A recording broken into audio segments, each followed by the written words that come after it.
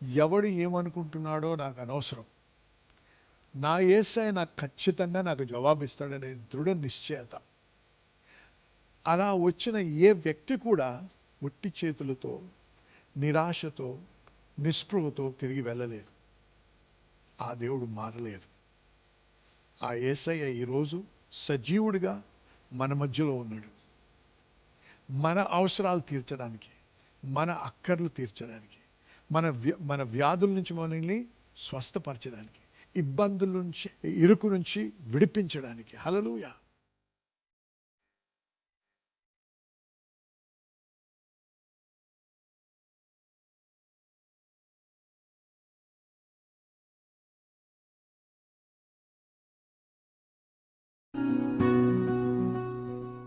దేవునికి స్తోత్రం, దేవునికి మహిమ కలుగును గాక. ఈ సాయంకాల సమయంలో దేవుడు మనకిచ్చిన తరుణాన్ని బట్టి దేవునికి మహిమ చెల్లిస్తున్నాం. ఈ విధంగా వాక్యం వింటూ ప్రతి వారం వాక్యంలో బలపడడానికి దేవుడు ఇస్తున్న అవకాశాన్ని బట్టి కూడా దేవునికి స్తుతి కృతజ్ఞత తెలియపరుస్తున్నాం. మీరందరూ కూడా ఈ వాక్యం విని బలపడుతున్నారని నమ్ముచున్నాను. ఆ ప్రార్థన కూడా చేస్తున్నాను, మీరందరూ కూడా దీవించబడాలని. ఏదో ఒక ప్రసంగం వినాలని కాదు, వినుచున్న మాటను బట్టి మన హృదయాలు మారాలి, మన తలంచే విధానం మారాలి. వాక్యానుసారంగా తలంచడం నేర్చుకోవాలి, వాక్యానుసారంగా జీవించడం నేర్చుకోవాలి. మారు మనస్సు పొంది హృదయం మారి మన నడక మారి దేవునికి ఇష్టలై బ్రతకాలనే ఉద్దేశంతో మనం వాక్యం వింటున్నాం. కాబట్టి ఏదో ఆ ప్రసంగం ఈ ప్రసంగం అని కాదు, కానీ వాక్యంలో దృఢంగా నిశ్చయముగా ఖచ్చితంగా మీరు బలపడాలనే ఆశతోనే బోధిస్తున్నాను. దాని నిమిత్తమై ప్రార్థిస్తున్నాను. మీరందరూ దీవించబడాలని ఆశిస్తున్నాను. దేవుడు మిమ్మల్ని దీవించును గాక. మరి దేవుని యొక్క వాక్యం వినేటప్పుడు ఎప్పుడు కూడా ఆశతో రావాలి. ఒకటి గమనించారా? ఎప్పుడైనా యేసు ప్రభు, మన ప్రభు అయిన యేసు మరి ఇశ్రాయేలు దేశంలో ప్రయాణం చేస్తూ మరి గ్రామం నుంచి ఇంకో గ్రామానికి, పట్టణం నుంచి పట్టణానికి వెళ్ళి వాక్యం బోధించేవాడు, అనేకుల్ని స్వస్థపరిచాడు. కానీ ఒక విషయం గమనించండి, ఏ వ్యక్తి అయినా సరే ఆశతో వచ్చినప్పుడు, దేవా నాకు స్వస్థత కావాలి, నా బిడ్డకు స్వస్థత కావాలి, నాకు విడుదల కావాలి, ఈ కుష్ఠరోగం నుంచి నాకు విడుదల కావాలి, ఏ రకమైనటువంటి అవసరతతో వచ్చినా, ఏ రకమైన ఇబ్బందితో వచ్చినా ఎవరిని కూడా యేసయ్య తిరస్కరించలేదు. ప్రతి ఒక్కరికి కూడా జవాబిచ్చాడు. ఆ దేవుడు మారని దేవుడు, నిన్న నేడు నిరంతరం ఏకరీతిగా ఉన్న దేవుడు. ఏదో చేస్తాడో లేదో చూద్దాంలే, ఆయనకి ఎంత శక్తి ఉందో, అసలు ఇది పనిచేస్తుందా, ఒకసారి ట్రై చేద్దాము అనే మనస్తత్వంలో వచ్చిన వాడికి ఎవడు కూడా దేవుని దగ్గర నుంచి ఏది పొందలేడు. కానీ దేవుడు ప్రేమిస్తున్నాడు, ఖచ్చితంగా ఆయన దగ్గర నా జవాబు ఉంది అనేటువంటి దృఢమైనటువంటి నమ్మకం ఉన్న ఏ వ్యక్తి అయినా సరే ఖచ్చితంగా దేవుని నుంచి వారు అడిగింది పొందుతారు. గమనించండి, జైరస్ అంట, యాయిరు తన కుమార్తె మరణస్థితిలో ఉన్నప్పుడు, యాయిరు ఒక సినగోగ్, సమాజ మందిరానికి నాయకుడు, పేరు ప్రఖ్యాతులున్నవాడు. అందరూ కూడా యాజకులు యేసు ప్రభు నిజమైన సేవకుడు కాదని, బెల్జెబూబుతో నింపబడ్డాడని దూషిస్తూ చెడు మాట్లాడుతూ ఉన్నప్పుడు వారందరినీ వ్యతిరేకించి ఆ తలంపులతో ఏకీభవించకుండా, బిడ్డ మరణస్థితిలో ఉన్నప్పుడు నా జవాబు ఒకరి దగ్గరే ఉంది, యేసయ్య దగ్గర ఉందని చెప్పి వచ్చి పాదాల దగ్గర సాష్టాంగపడ్డాడు, అందరూ చూస్తుండగా. అది నిజమైన నమ్మకం అంటే. ఎవడు ఏమనుకుంటున్నాడో నాకు అనవసరం, నా యేసయ్య నాకు ఖచ్చితంగా నాకు జవాబిస్తాడనే దృఢ నిశ్చయత. అలా వచ్చిన ఏ వ్యక్తి కూడా ఉట్టి చేతులతో, నిరాశతో, నిస్పృహతో తిరిగి వెళ్ళలేదు. ఆ దేవుడు మారలేదు. ఆ యేసయ్య ఈరోజు సజీవుడిగా మన మధ్యలో ఉన్నాడు. మన అవసరాలు తీర్చడానికి, మన అక్కర్లు తీర్చడానికి, మన వ్యాధుల నుంచి మనల్ని స్వస్థపరచడానికి, ఇబ్బందుల నుంచి, ఇరుకు నుంచి విడిపించడానికి. హల్లెలూయా. మహా గొప్ప శక్తిమంతుడు, అద్భుత కార్యాలు చేసే దేవుడు మన దేవుడు. ఆమేన్. ఎటువంటి కష్టం ఉన్నా మీ జీవితంలో ఈరోజు, ఎటువంటి ఇబ్బందిలో ఉన్నా మీరు ఒకటి గమనించండి, యేసయ్య అన్నాడు నేనే మార్గం అన్నాడు. లోకమంతా మార్గం లేదని చెప్తున్నారేమో, ఇంకా ఇది అయిపోయింది అంటున్నారేమో, భవిష్యత్తు లేదంటున్నారేమో, బ్రతికి అనవసరం అంటున్నారేమో. వారిని నమ్మకండి, సాతాన్ని నమ్మకండి, జనమును నమ్మకండి, దేవుణ్ణి నమ్మండి, తన తన తన వాక్యాన్ని నమ్మండి. ఆయన ఇచ్చే విడుదల ఎవరు కూడా ఇవ్వలేరు. హల్లెలూయా, దేవునికి స్తోత్రం. అనేక మంది రకరకాల సాక్ష్యాలు పంపిస్తూ ఉన్నారు మనకి, దేవునికి స్తోత్రం. దేవుడు మరి వారిని ముట్టి స్వస్థపరుస్తున్నాడు. మిమ్మల్ని కూడా ముట్టడానికి సిద్ధంగా ఉన్నాడు, మిమ్మల్ని విడిపించడానికి సిద్ధంగా ఉన్నాడు. రేపు కాదు, ఇప్పుడు, ఈరోజు, ఇప్పుడు, ఈ క్షణంలో ఆశించండి, నమ్మండి, విశ్వసించండి, ఆకర్షించండి. విశ్వాసముతో ఖచ్చితంగా మీరు విడుదల పొందుతారు. ఆమేన్, హల్లెలూయా. మరి వాక్యం చూసుకోకముందు నాకు దేవుడు నా హృదయంలో పెట్టిన కొన్ని మాటలు మీతో విడుదల చేస్తున్నాను. ఇది మీకు వర్తించినట్టయితే మనసుతో విశ్లేషించకండి, స్వీకరించండి, నమ్మండి, అప్పుడు అనుభవించండి. చాలామంది అనుభవించిన తర్వాత నమ్ముతామంటారు. కాదు కాదు, నమ్మండి, అప్పుడు మీరు అనుభవిస్తారు. ఏదైతే మీరు కోరుతున్నారో ప్రార్థనలో, మీరు ప్రార్థించినప్పుడు పొందామని నమ్ముడి, అప్పుడు మీరు అది అప్పుడు మీకు అనుగ్రహించబడును. హల్లెలూయా. అప్పుడు మీరు దాన్ని అనుభవిస్తారు. నమ్మాలి ముందు. హల్లెలూయా. నమ్మినప్పుడు దేవుని స్తుతిస్తాం, నమ్మినప్పుడు దేవునికి ఘనత చెల్లిస్తాం. హల్లెలూయా. అడుగు వేస్తాం, ముందుకెళ్తాం.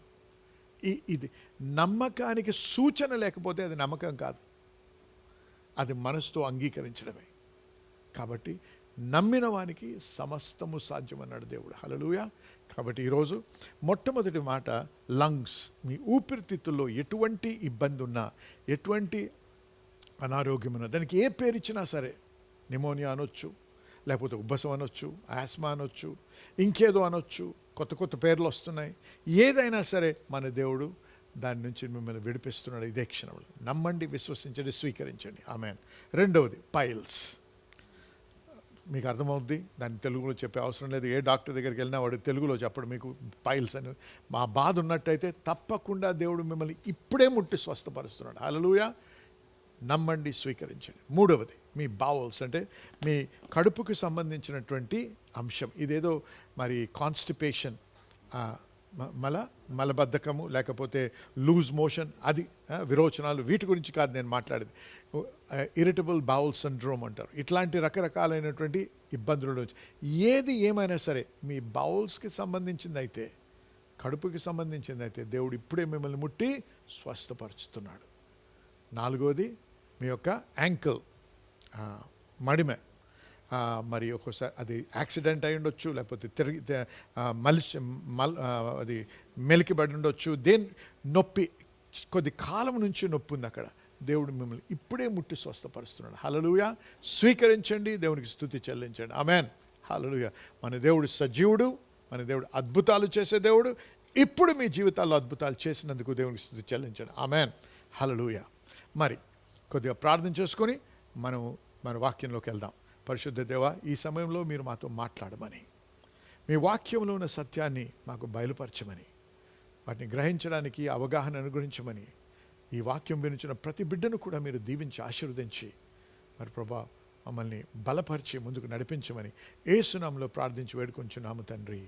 ఆమేన్. మరి కొద్ది కాలంగా మనం గమనిస్తున్నటువంటి అంశం ఏంటంటే, సమృద్ధిలో జీవించేది దేవుని చిత్తమా? ఇది దేవుని చిత్తమే అని చెప్పి మనం దాని గురించి మాట్లాడుతూ వచ్చాం. ఏమన్నామంటే, సమృద్ధి అనేది ప్రార్థనకి జవాబుగా వచ్చేది కాదు, కానీ సమృద్ధి అనేది నిబంధనపై ఆధారపడి ఉందని. కాబట్టే నిబంధన గురించి మీరు బాగా తెలుసుకోవాలి, ఆ నిబంధనలో ఎలా జీవించాలో తెలుసుకోవాలి, నిబంధనలో ఉన్న షరతులేంటో, నిబంధనలో ఉన్న హక్కులేంటో మనం తెలుసుకోవాలి. మరీ మీతో మళ్ళీ చెప్తున్నాను ఏంటంటే, మనం భిక్షగాలం కాదు, మనం పరాయి వాళ్ళం కాదు, మనం దేవుని బిడ్డలం. ఆయన తన రక్తముతో మనల్ని కొన్నాడు, మరి నిబంధనలు స్థిరపరిచాడు. హల్లెలూయా. మనకి దేవునికి ఒక నిబంధన ఉంది. ఈ నిబంధన యేసయ్య తన రక్తంలో స్థిరపరిచాడు. ఆమేన్. కాబట్టి ఏమన్నాం, ఈ నిబంధన అనేది మన పరిస్థితుల్ని, మనం అనుభవించేటువంటి కరువులకి, వాటికి లోబడేది కాదు.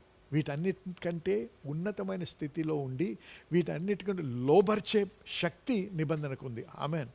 కాబట్టి కరువు ఉండొచ్చు, మన చుట్టూ లేమి ఉండొచ్చు, మన ప్రభుత్వం ఆర్థిక ఇబ్బందుల్లో ఉండొచ్చు, ఏదేమైనా సరే ఇవి ఏవి కూడా మీకు తాకకుండా మీరు దేవుని సమృద్ధిలో జీవించగలరు. అదే వాక్యంలోంచి మీతో కొద్దిసేపు మాట్లాడిన ఇంతకుముందు దాని గురించి అది మీతో పంచుకున్నాను. మరి ఉదాహరణకి మనము ఆదికాండం 26వ అధ్యాయంకి వెళ్ళి మొదటి వచనం చదివాం. మొదటి నుంచి 5 వచనాలు చదువుకున్నాం.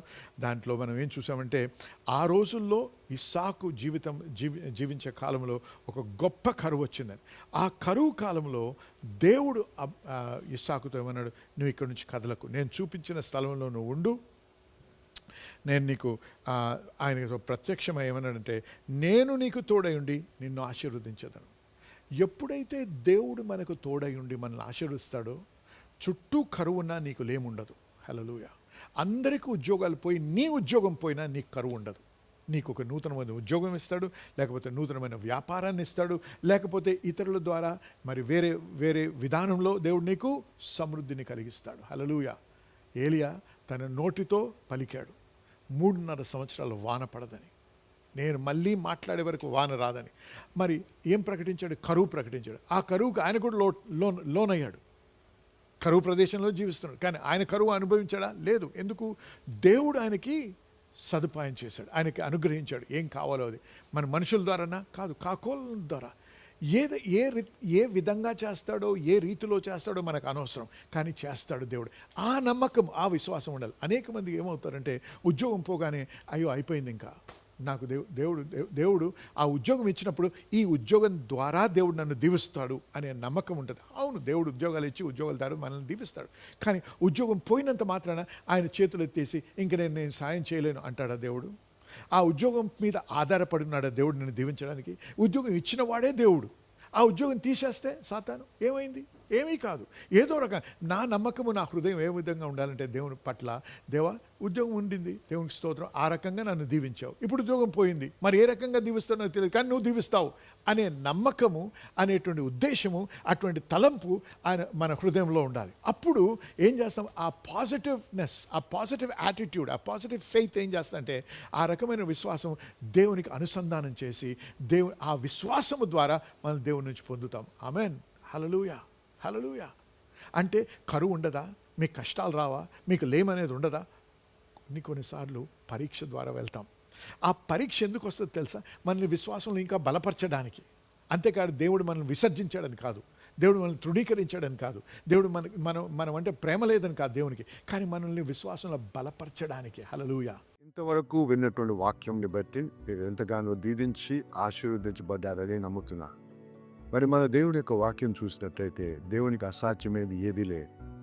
మనము అనేక కష్టాలు, లేకపోతే అనారోగ్యాలు, లేకపోతే అనేక అవగతవకలు ఎదుర్కొంటా ఉంటాం. మన దేవుడు అద్భుతాలు చేసే దేవుడు. కాబట్టి మీ కొరకు, మీ స్వస్థత కొరకు, మీ యొక్క ఇబ్బంది నుంచి విడుదల కోసం ప్రార్థించాలని ఆశిస్తున్నా. దయచేసి నాతో ఏకీభవించేటప్పుడు మీ చేయి ఒకటి కివి మీద పెట్టండి, ఒక చేయి మీకు ఎక్కడ బాధ ఉందో అక్కడ పెట్టండి. లేకపోతే కోర్టు కేసు అయితే ఆ పేపర్ తంటి ఆ పేపర్ మీరు చేయపెట్టండి. లేకపోతే ఇంకేదైనా అంశం అయితే దాని విషయంలో మీరు చేయించండి. ఇదంతా ఏంటంటే మనం విశ్వాసాన్ని విడుదల చేసే పద్ధతి. అంతేగాని టీవీలో శక్తి ఉందని కానీ, టీవీలో బలం ఉందని కానీ చెప్పడం కాదు, కానీ మన విశ్వాసాన్ని విడుదల చేసి విశ్వాసం ముందుకెళ్ళడానికి మార్గం. కాబట్టి దయచేసి నాతో ఏకీభవించని ప్రార్థించాలి. ఎందుకంటే అనేకమైన సాక్ష్యాలు వింటున్నాం. ఈ విధంగా ప్రార్థించినప్పుడు మరి దేవుని యొక్క కృపను బట్టి వంకరగా ఉన్న కాళ్ళు సరిగ్గా అదైతే కాకుండా ఎంతో కాలం నుంచి మరి బ్లాడర్లో ఉన్నటువంటి ప్రాబ్లం నుంచి ఒక వ్యక్తి సంపూర్ణంగా స్వస్థపరచబడ్డాడు. క్యాన్సర్ నుంచి, ఎయిడ్స్ నుంచి, రకరకాల రుగ్మతల నుంచి విడుదల పొందిన వారు సాక్ష్యాలు మేము వింటా ఉన్నాం. కాబట్టి ఈరోజు ఇది మీ తన, ఇది మీ సమయం, మీరు స్వస్థపరచబడే సమయం. కాబట్టి దయచేసి నాతో ఏకీభవించే పరిశుద్ధ దేవుడు మీకు పొందనాలు చెల్లిస్తున్నా. ఈ బిడ్డలో ఒక విశ్వాసాన్ని బట్టి వారు ప్రార్థిస్తున్నదా వారితో నేను ఏకీభవిస్తున్నా. మరి ఈ సమయంలో వారుకునే ఇబ్బందుల నుంచి వారికి విడుదల అనుగ్రహించండి. ప్రతి విధమైనటువంటి రుగ్మత నుంచి, ప్రతి విధమైన ఆరోగ్యం నుంచి, ప్రతి విధమైనటువంటి సాతాను బంధకం నుంచి వారికి విడుదల కలుగును గాక. యేసు నామములో ప్రభువా, చర్మ వ్యాధి కిడ్నీ ప్రాబ్లం అవ్వచ్చు, లేకపోతే హార్ట్ ప్రాబ్లం అవ్వచ్చు, లేకపోతే ఏదైనా సరే యేసు నామంలో దాన్ని గద్దిస్తున్నాం ప్రభా.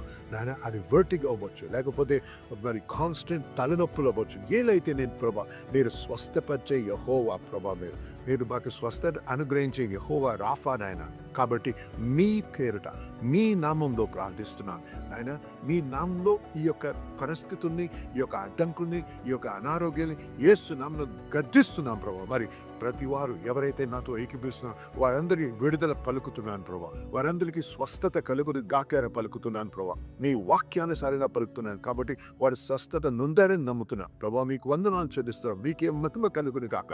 మరి ప్రభా వీరు సాక్ష్యాలతో రావడానికి, మిమ్మల్ని గణపరచడానికి సహాయం చేయమని యేసు నామములో ప్రార్థించి వేడుకుంటున్నాము తండ్రి. ఆమేన్. దయచేసి వినండి. ప్రార్థించాం, నమ్మండి. ప్రార్థించినప్పుడు మీరు పొంది ఉన్నారని నమ్ముడి అన్నారు ప్రభు. నమ్మండి, దేవుని స్తుతించండి. ఆ నొప్పులు ఇంకా ఉండొచ్చు, కానీ అవి ఖచ్చితంగా మీరు మార్పు చూస్తారు. ఖచ్చితంగా స్వస్థతను అనుభవిస్తారు. కాబట్టి దయచేసి ఏకీభవించి మరి దేవుని స్తుతిస్తూ ముందు కొనసాగుదాం. మీరు స్వస్థపరిచి ఆ స్వస్థత పొందిన తర్వాత, ఆ విడుదల పొందిన తర్వాత, ఆ యొక్క ఉద్యోగం పొందిన తర్వాత, ఆ యొక్క సమస్యకు పరిష్కారం పొందిన తర్వాత దయచేసి మాతో మీ యొక్క సాక్ష్యం పంచుకోండి. మీతో కలిసి మేము సంతోషించాలని, దేవుని కనపరచాలని ఆశిస్తున్నాం. దేవుని మేము బహుగా దీవించుగాక. ఆమేన్.